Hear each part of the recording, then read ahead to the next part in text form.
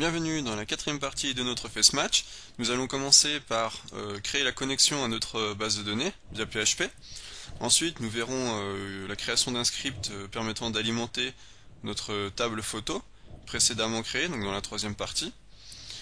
Et nous verrons aussi l'Ajax, donc via Ajax l'envoi des données qui nous intéressent en fonction du clic qu'il y a eu sur les photos.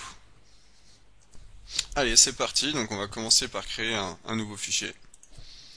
Donc là, on va ouvrir notre balise PHP. Donc là, c'est le langage que je vous avais parlé, donc qui va s'effectuer en fond, donc côté serveur, que le client ne voit pas, ne voit pas. Donc là, on va faire un require once. Donc ça va inclure notre init.php que l'on va créer. À l'intérieur de celui-ci, donc on va passer à la création de notre, donc à la connexion de notre base de données. Donc je vais utiliser l'extension MySQL. Donc on va créer une nouvelle instance de MySQL. Tac, new, dep, MySQL. On va renseigner ici, donc localhost, on va renseigner l'hôte de notre base de données, l'username de notre base de données, le mot de passe, donc ici par défaut en local j'en ai pas, et la table, la base de données que l'on avait créée, donc ici FaceMatch. On va enregistrer ça ici, hop, init.php, voilà. On va faire un var dump pour voir si tout fonctionne, donc de notre variable MySQL ici, tac, donc hop, voilà, donc on a bien l'objet MySQL qui est créé, donc notre instance, voilà, tac. Maintenant ce que l'on va faire, c'est que l'on va procéder, on va commencer à créer notre script qui va nous permettre d'alimenter nos données. Donc juste pour que, voilà, si vous par la suite vous avez d'autres photos à ajouter, tout ça, d'autres données à ajouter, voilà, vous puissiez le faire assez facilement. Donc c'est parti. Donc tout comme l'index.php, on va inclure. Donc là on va faire un require once pour inclure notre connexion à notre base de données. Ensuite on va faire, ouais, alors pour ça je vais déjà commencer à enregistrer. Tac, donc on va faire un add.php ici. Ouais, je pense qu'on va le faire là. Ouais, c'est ça. Tac. Tac. Donc on va inclure ça. On va faire un formulaire. Donc c'est parti. Donc action, on va rien mettre. Donc pour dire que c'est l'action sera donc quand la validation de notre formulaire sera effectuée, l'action ce sera la page actuelle. Donc notre add.php. Comme méthode, on va passer par du post. Donc ça sera du type post et non du get. Donc get, c'est ce qu'il y a dans l'URL. Enfin, vous verrez plus tard dans les prochains tutos, je vous expliquerai sûrement comment ça fonctionne, hein. Vous verrez avec l'expérience. Tac, on va mettre du coup un premier champ texte, qui va être le nom de la photo. On va mettre un petit placeholder sympa pour dire que c'est le nom de l'image, ouais, de la photo donc. Tac. Ensuite, nous allons faire un button qui va être un type submit. Je sais pas si ça marche ça, ouais, c'est bon. En name, on va dire que c'est un down. Et là, on va mettre que, voilà, on va ajouter le truc. On va ajouter une value à notre button. Tac, donc on va vite aller dans notre FaceMatch add.php. Voilà, donc là on a très simple, hein, un formulaire très simple. Donc hop, boum boum boum boum. Donc là, maintenant ce que l'on va faire, c'est que l'on va faire le fonctionnel de ce formulaire.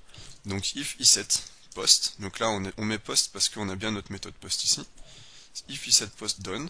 Donc là ça veut dire que si le bouton, donc si notre bouton add se trouvant ici a été cliqué, alors on effectue telle action. Donc par exemple, on va faire un echo toto, hein, tout simple. Voilà. Donc là, si je fais ça, add, hop, on a notre toto qui s'affiche, parce qu'il rentre bien dans la condition si ça a été cliqué ici. Voilà. Donc c'est parti. Donc juste refaire ça comme ça. Hop, voilà. Donc on va commencer par créer une variable photo. Donc notre dossier, il va s'appeler, on l'avait appelé photo, hein. Donc on va faire ça comme ça, hop. Ensuite les extensions, donc on va dire que c'est les extensions de type JPG. Par la suite vous pouvez vous entraîner justement justement si vous voulez améliorer ce petit script d'alimentation à base de données, renseigner un tableau avec plusieurs extensions qui peuvent être acceptées, tout ça. Donc c'est pas un système d'upload hein, qu'on va faire, c'est juste un système de... Donc c'est pas un système d'upload de photos qui va directement nous permettre de, via notre local, d'envoyer des fichiers, de les redimensionner si on veut, tout ça. C'est juste l'alimentation à notre base de données. Donc le nom de la photo du coup, donc rappelez-vous donc MySQLi qui est notre instance, donc à la connexion. Donc pour la sécurité de notre donc ça va éviter, c'est une fonction qui va nous permettre d'éviter les injections SQL, donc d'éviter à des personnes malveillantes d'injecter de mauvaises données, donc par exemple des simples ou doubles cotes. Donc là si dans name la personne, imaginons que là dans le champ ici, elle met, je sais pas, une simple ou double cote, tout ça, par exemple une vérification comme ça, une vérité, ça aurait pu faire ça aurait pu injecter des mauvaises données dans notre base de données du coup, et ça aurait déclenché une faille de sécurité.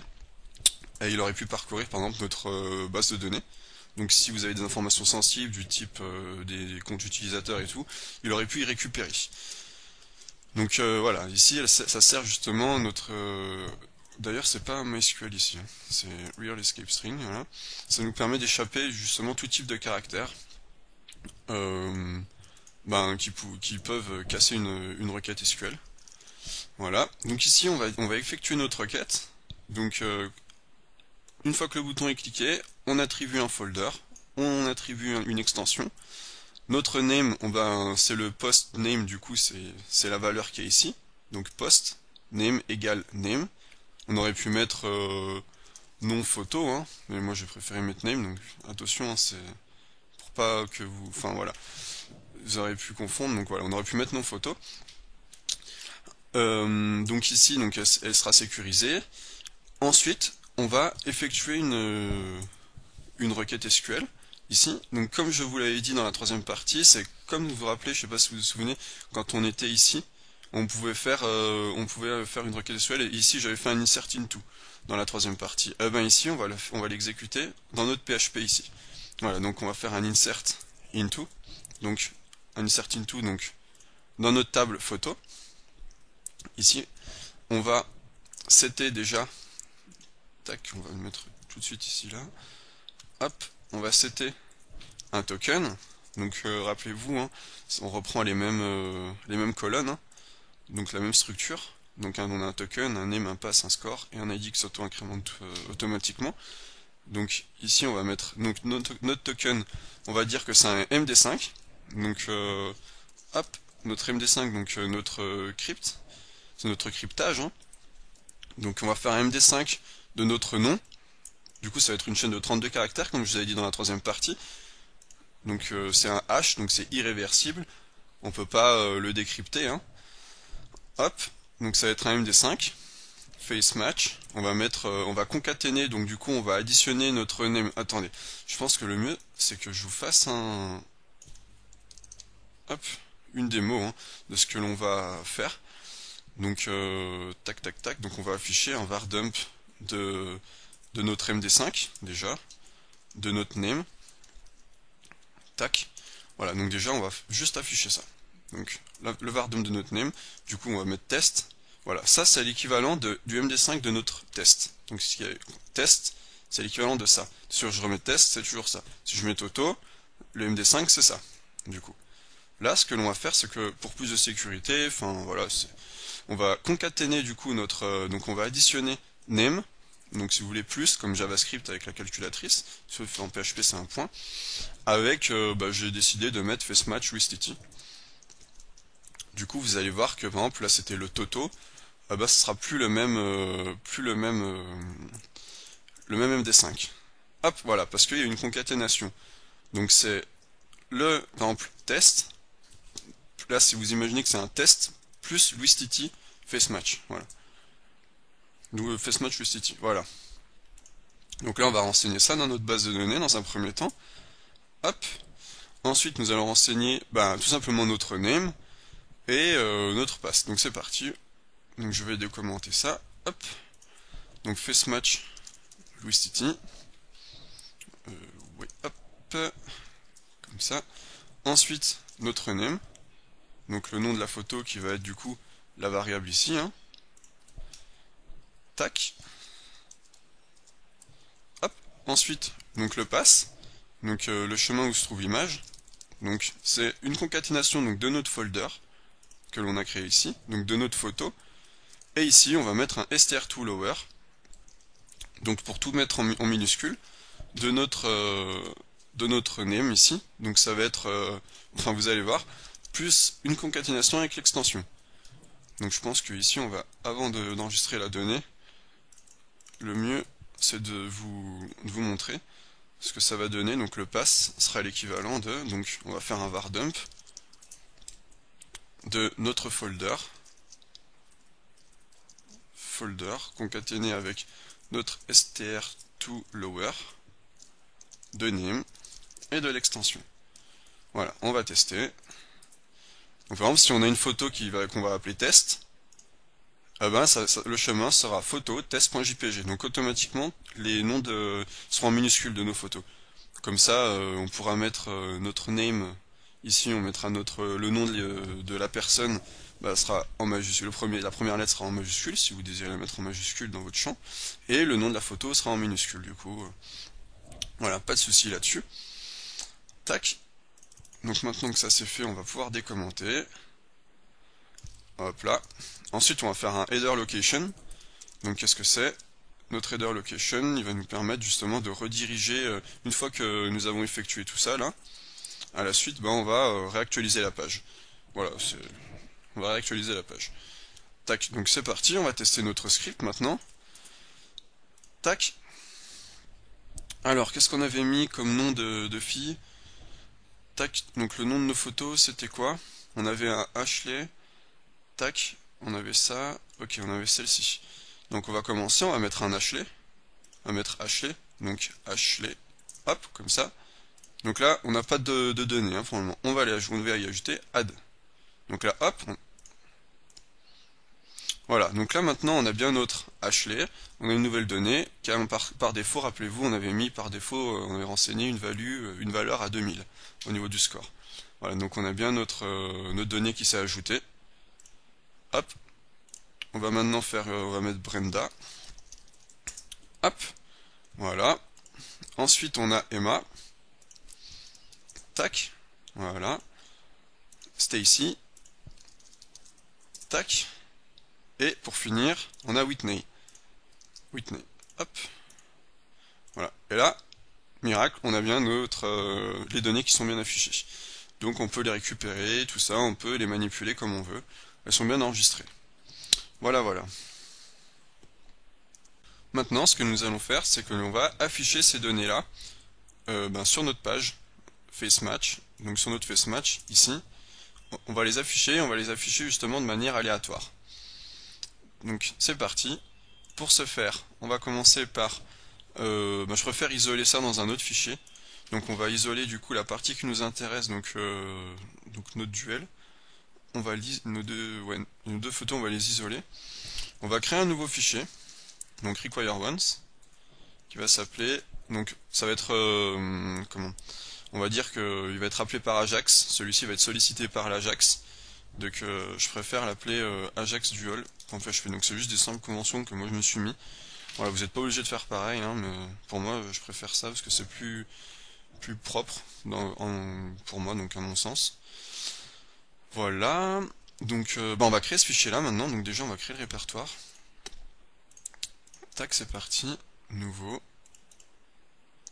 Tac, Ajax. Voilà. On va créer également le fichier, donc on va indenter un peu tout ça. Hop, voilà. Donc on avait dit ajax.dual.php. Voilà. Tac. Maintenant, on va sélectionner nos données en base de données et les afficher justement en fonction de ce qui a été tiré de la base de données. Donc parce qu'on va faire du random, donc de l'aléatoire. Donc on va mettre notre PHP ici, tac, et c'est parti. Donc on va faire une query, donc une requête qui va nous récupérer. Donc on va le mettre ça en variable parce qu'après on va faire un tableau, enfin vous allez voir. MySQL query, donc comme notre insert, hein, sauf que ici ça va pas être un insert, ça va être une sélection. Donc on va sélectionner nos valeurs Donc on va sélectionner donc ce qui correspond à la colonne token, name, on aura aussi besoin du nom du chemin de la photo et du score total. Donc de from, donc de la table photo, et on va trier ça, donc order by, on va y trier en random. Donc ici c'est une fonction native justement de MySQL, de l'SQL. Donc SQL il va dire ok, donc on va aller chercher ça de manière aléatoire, et on va limiter ça à 2. Parce que nous, ce qui nous intéresse, c'est un premier résultat et un second. Voilà. Donc maintenant, on va faire un while, donc une boucle. Donc on va enregistrer, donc on va dire que donc on va alimenter une nouvelle variable data get, donc D, j'ai mis D pour data. Donc on va alimenter une autre variable. Donc tant qu'il y a des résultats, en gros, si vous voulez, tac, donc de notre get, ben on enregistre, tant qu'il y a des résultats, on enregistre ça en objet. Donc vous allez voir, on enregistre ça en objet, on enregistre nos valeurs, qui sera renseigné par des objets. Donc, hop, donc on va pas, ouais du coup là on aura besoin que d'un, donc hop, donc tant qu'il y a des valeurs, ici, tant qu'il y a des valeurs de notre base de données, donc quand tout est ok, tac, et ben on enregistre ça, on crée un tableau qui sera alimenté justement par ces datas là, donc par notre getData. Voilà. Donc on va voir déjà si tout fonctionne là, ok, on n'a pas d'erreur. Maintenant, ce qu'on va faire, c'est que l'on va afficher un vardum de notre tableau. Voilà. Donc là, vous pouvez voir, on a un tableau qui comprend donc un tableau d'objets qui comprend deux objets. Donc un premier objet, un deuxième objet. Donc là, on a comme name, donc là on peut voir qu'on a Brenda et là Ashley. On va réactualiser. Là, on a Ashley et Emma. On réactualise, on a Emma et Stacy. Donc on a bien en random les données que l'on veut. Donc on a Stacy, Whitney, tac, ainsi de suite, Brenda, Whitney, voilà. Donc là, on a nos données en random. Maintenant, on va les attribuer justement à ce que l'on avait créé ici, donc en dur dans notre HTML. Donc c'est parti. Donc notre image, le chemin de l'image du coup, PHP, on ouvre PHP, on va faire un HTML special cars. Donc petit aparté, déjà je pense que je vous ferai un tutoriel sur la sécurité web, comprenant les failles les plus courantes. Donc ça, je pense que ça viendra dans une prochaine série. Donc petit aparté, pourquoi il y a HTML special char? Tout simplement parce que, imaginons que l'on a une variable, on va faire une petite aparté, hein. Donc on a une variable bar qui sera égale à, par exemple, à Toto, comme ça. Donc ici ça veut dire souligné en HTML. Celle-ci on va l'afficher, echo bar. Tac, du coup elle est ici. Donc là on a notre Toto ici, qui est souligné. Imaginons que si vous avez, par exemple, laissé votre formulaire d'ajout de données libre accès au public. Donc la personne, elle ajoute ça en base de données. Tac, donc là, du coup, la donnée qui va être récupérée, clairement, ça va être ça. Donc ça va être souligné, donc ça va modifier le style. Vous pouvez au même titre que l'HTML, effectuer du code JavaScript. Donc comment faire pareil à ça? Donc on va mettre de l'HTML special cars, vous avez aussi HTML entities, hein, mais la différence se joue sur l'encodage des données. Enfin, je vous laisse regarder le manuel de php.net pour ça. Et là voilà, ça échappe bien les caractères qui sont des entités HTML. Voilà. Donc au même titre, une personne malveillante peut injecter du code JavaScript par exemple, et si vous avez des systèmes de cookies, il peut voler en gros via un code JavaScript vos cookies, et modifier ses cookies, se adapter à lui et se connecter, si vous avez un système de login, donc de connexion de ça, se connecter en votre nom. Donc voilà, il y a multiples façons, je vais essayer de vous faire une série là-dessus, sur plusieurs failles concernant la sécurité web. Donc on en était où? C'est reparti. Voilà, donc là on va bien afficher le pass de notre photo, donc PHP HTML special card qu'on vient de voir. Donc ici ça va être donc 0 à 1, on avait vu dans notre tableau qu'on avait deux objets, hein, un tableau de deux objets. Donc nous on veut le premier objet, donc c'est 0. Donc le premier objet, donc on veut son pass.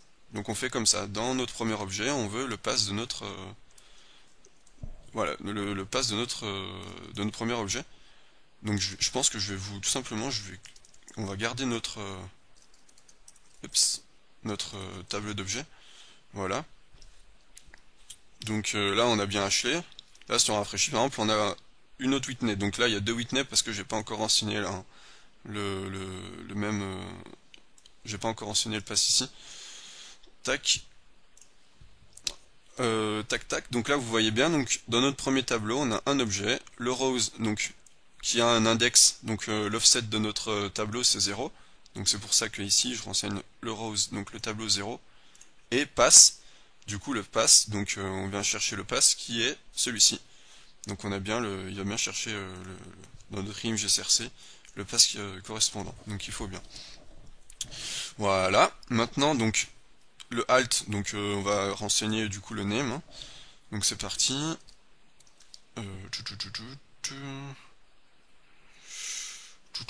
Donc ouais, on va faire ça comme ça. Ok. Donc on va renseigner. Du coup avec HTML Special Cars. Tac. Le name maintenant. Donc le name là on peut aller récupérer, hein, c'est bien le name, parce qu'on a fait un tableau d'objets. Donc le name ici. Tac.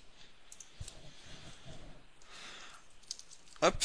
Ensuite, on a besoin de notre data token. C'est parti. Donc data token. Donc ça sera les données qui seront qui permettront d'identifier notre photo. Donc echo rose. Donc là, pourquoi je mets pas d'HTML Special Cars? Parce qu'automatiquement on transforme ça en MD5. Donc il n'y a aucun risque au niveau d'avoir des entités HTML. Hop. Et on gère ça côté serveur, donc la personne n'a pas la main dessus. Tac. Bah, vous pouvez le faire hein, par des mesures de sécurité, mais ça peut alourdir aussi votre processus, même si la performance est vraiment minime là-dessus. Hein, vous pouvez tout de même le faire, hein, pour vous rassurer. Maintenant, on va renseigner du coup le score. Tac, echo rose. Donc là, pour le moment, ça sera non visible. C'est que si on affiche le code source que l'on verra les données concernant nos attributs data. Tac, donc du coup le score. Hein. Donc à quoi servent ces attributs data? Ça sera justement pour piocher après avec Ajax, pour renseigner, pour dire que tiens, cette photo-là correspond au data token ici. Donc via HTML5, on peut avoir des attributs data de tout ce qu'on veut. Et via l'Ajax, après, via notre JavaScript, on va pouvoir récupérer ce token-là pour ensuite le donner à Ajax qui, lui, va nous permettre de transmettre les données comme il faut de manière asynchrone. Voilà, donc voilà pour notre première donnée, c'est bon. Notre première personne. Pour notre premier objet. Non, on va encore afficher ça ici. Donc, hop, PHP echo HTML Special Car. Hop. Du rose. Hop. Et là, c'est le name qui nous intéresse. Voilà. Le score, c'est le score. Echo. Donc là, je mets number format. Je vais vous montrer pourquoi. Hop. Vous allez vite comprendre. Donc lui, il a besoin du coup du score. Donc là, 0. Tac. On va séparer ça par les virgules quand c'est des données décimales, je crois. Enfin, je sais plus comment j'avais... Regardez le man PHP. Hein. On va y aller rapidement si vous voulez. Number format PHP. Voilà. Allez, ça charge. Donc tu vois, vous voyez, ça formate un nombre donc là on formate le nombre comme on veut. Donc si on va avoir des espaces, tout ça. Donc en paramètres, il reçoit du coup le tableau. Après, il reçoit plusieurs données optionnelles. Mais nous, pour ce qu'on veut, donc ça veut dire afficher par exemple à 3 chiffres, mettre un espace. On a besoin de renseigner plusieurs paramètres. Donc je vous laisse regarder à quoi ça sert. Je me rappelle plus très bien comment j'avais fait ça. Ça fait un petit moment que j'avais fait ce tuto là. Donc j'avais codé le face match. Hop. Tac tac tac. Donc on en est où? Voilà. Donc là maintenant si j'affiche ça. Donc vous voyez, là on a bien, à contrario de celui-ci, 2142, on a bien notre espace. Donc à tous les trois, à chaque chiffre, donc groupe de 3, il y aura un espace. Voilà, donc maintenant ce qu'on va faire, c'est que l'on va faire exactement la même chose pour notre objet d'en dessous, donc pour le deuxième objet de notre tableau. Tac, sauf que ici on va mettre un 1 à chaque fois. Tac. Je suis en train d'en réfléchir. Tout simplement, ce qu'on va faire, c'est que, hop, on va faire un copier-coller là. Et à chaque 0 ici, hop, on va mettre un 1. Ça ira beaucoup plus vite. Hop, voilà, magique. Et là, du coup, on a bien nos données qui s'affichent en random. Hop, hop. Donc correspondant à notre tableau d'objets. Voilà. Donc là, on va supprimer le var dump. Et voici. Donc là, on a bien l'affichage de nos données qui s'affichent correctement. Donc nos données qui s'affichent correctement. Tac, tac, tac, par défaut, voilà. Donc on n'a jamais de doublon, hein, parce que justement dans la requête c'est fait pour. Hein. On a un limite 2, un random, tac, il va pas piocher deux fois la même donnée. Tac, donc voilà. Ensuite maintenant ce que l'on va faire, on va passer notre JavaScript. Donc maintenant vous commencez un peu à connaître comment je procède avec JavaScript, donc on va importer jQuery. Et c'est parti. On va utiliser jQuery, donc c'est un type texte JavaScript. JavaScript. Voilà, qui a comme chemin du coup sur les serveurs de Google, encore une fois. Hop. Et ici, on va afficher du coup notre code JavaScript.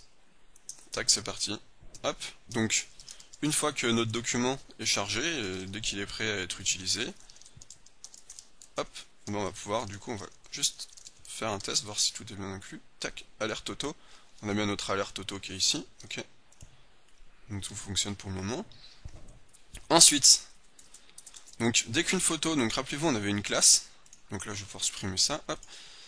Tac, tac, tac, tac, tac. Voilà, classe photo, donc qui correspond justement à une photo ici. Dès qu'une photo est cliquée, hop. Donc clic. Top. Et bien dès qu'une photo est cliquée, on va commencer déjà par afficher notre loader. Hein. Rappelez-vous, on avait créé on avait cherché un petit loader, un petit GIF. On va le faire en effet fondu et avec une transition rapide. Et comme je vous avais dit tout à l'heure, maintenant on va renseigner justement les données correspondant au clic des photos. Donc on va commencer par avoir un token first. Donc là concernant la première photo. Donc c'est au niveau de la classe face. Donc hop. Donc au niveau de la classe face, donc on va prendre le premier élément parce qu'on a deux classes. Hein. Donc là on a la première et la deuxième. Et là on va dire que c'est le first child, donc le premier enfant, donc celui-ci. Tac. Donc là on va récupérer la photo. Tac, donc vous allez voir, là on va récupérer en gros toute cette ligne là. Et ce qui nous intéresse, donc nous c'est un token, donc de l'attribut data token. Hop, voilà, donc là je vais faire un petit console.log de token first. Hop, on va ouvrir notre console, F12. Voilà, donc elle est ici. Et là quand je clique, on a bien notre loader qui s'affiche pour le moment. Et dès qu'on clique sur une photo, vous voyez là on a 4, 5, donc 6, là il s'affiche 6 fois par exemple, le token correspondant à Ashley, donc qui est de D16, donc si on inspecte l'élément, on a bien notre token ici récupéré correctement, donc D16. Voilà. Maintenant on va faire de même pour le deuxième token. Tac. Donc on va faire ça comme ça. Hop. Donc token second. Hop, sauf que là, ça sera le last child, donc le dernier enfant. Tac. On va faire de même maintenant pour les scores. Donc hop, hop. First. Donc ici, nous on veut le score. Tac, tac, tac. Et ici, c'est un data score.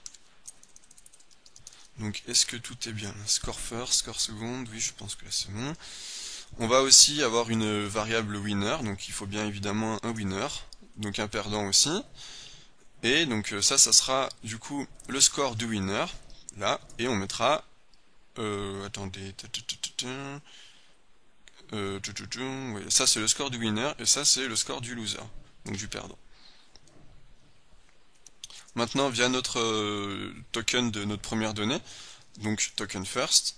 Donc si celui-ci, donc si c'est donc l'instance, donc rappelez-vous cette instance-là de jQuery, donc si c'est cette le token, si, attendez, tag data token, donc si le token cliqué correspond à la première donnée, donc ça veut dire que c'est lui qui a gagné, donc que c'est la première donnée qui a gagné. Donc le winner, donc notre variable ici, on l'attribue justement à token first, donc le winner c'est la première photo, et loser du coup c'est l'équivalent de la deuxième photo. Juste là je vais annoncer ça correctement. Oups, donc là je sais pas si ça va. Ouais, voilà. Hop, en JavaScript je préfère justement afficher mes variables comme ça. Donc hop, le score du coup maintenant. Donc le score du winner c'est score first et le score du loser, L score, est égal au score du deuxième. Dans le cas contraire, si c'est la deuxième photo qui est cliquée, et bien là tout change. Donc notre winner c'est la deuxième photo, le loser la première photo du coup, token first, hop, les scores, tac, donc là c'est le second, et là les scores, donc du coup ça viendrait le premier. Donc là on regarde, tac tac tac, là on est bien, second, first, si c'est celui-ci, on vérifie, tac, first, second, ok, first. Ok, ça me paraît bien. Ensuite, eh bien on va renseigner justement toutes ces données-là. Pourquoi on les a créées? C'est pour les envoyer du coup à Ajax, qui lui va les envoyer à notre processus que l'on verra dans la dernière partie. Donc, on va ouvrir, donc via jQuery, on utilise Ajax de jQuery, hein. Donc, nos données, on va dire que c'est des données de type post toujours. Notre URL, donc là, quand Ajax va être exécuté, on va dire qu'il va, en gros, ça va être une réactualisation. Donc, ça va être notre page ici, correspondante à ça, là. Hop. Donc, juste, on va rafraîchir ça, voilà. Et là, on va renseigner donc les paramètres, donc nos data, nos données. Donc, le winner, c'est du coup le winner ici, tac, ou ici, ça dépend, donc en fonction de notre if else, hein. Donc le winner c'est celui-ci. Ensuite on va dire que notre loser, on va lui attribuer notre loser qu'on a créé. Ensuite on a besoin du coup le score de notre winner, qui sera celui qu'on a créé également, et le score du loser. Score loser, voilà. On va dire que on va pas renseigner de catch, hein. Ensuite, notre callback success. Donc dans notre callback, on va dire qu'on va faire une fonction. Donc, function data. Ah, donc en cas de succès, alors, on va réactualiser en gros le DOM de notre page. Donc le DOM, c'est ce qui correspond en gros, comment on va dire ça. Donc le DOM, c'est quand dans notre code source HTML, c'est justement ça va rafraîchir seulement la partie qui nous intéresse. Donc ici, on a dit que c'était notre body, donc toute notre body, tout le body de notre truc, de notre document, donc tout le body de notre document, donc toute la page en gros si vous préférez, et bien le DOM donc va rafraîchir le DOM, donc ça va être le code source dynamique de la partie dynamique de notre site. Voilà, donc le DOM c'est une partie d'une page HTML si vous voulez. En gros, hein, c'est vraiment en gros, hein, pour essayer d'expliquer simplement. Et du coup, le loader qui s'affichait, on va plus l'afficher. Parce que tout le processus a été traité au niveau d'Ajax. Voilà, donc on va faire un petit test. Tac, hop. Là, on a bien notre... là, tout fonctionne bien, donc on a bien... quand on clique sur Brenda, hop, c'est Brenda qui est gagnante. Donc, c'est la deuxième, donc c'est la deuxième photo. Donc, on a attribué les variables correspondant à Brenda ici, et on a renseigné en fonction du winner et du loser ici. Tac. Et notre index.php, du coup, on verra dans la cinquième partie, on créera un nouveau fichier qui va nous servir de processus pour mettre à jour notre base de données. Voilà, donc là je suis en local, donc on voit pas forcément le... Ah, là on l'a vu, mais sinon on voit pas forcément le loader parce que les actions s'effectuent assez rapidement. Mais quand vous êtes en ligne ou si vous êtes sur un téléphone et tout, le loader est bien pratique quand on passe, oui voilà, le fichier en ligne. Donc voilà, donc la quatrième partie est terminée. On se retrouve pour la dernière partie, donc qui va être consacrée à notre processus de notre face match. En attendant, portez-vous bien et à la prochaine. Salut tout le monde!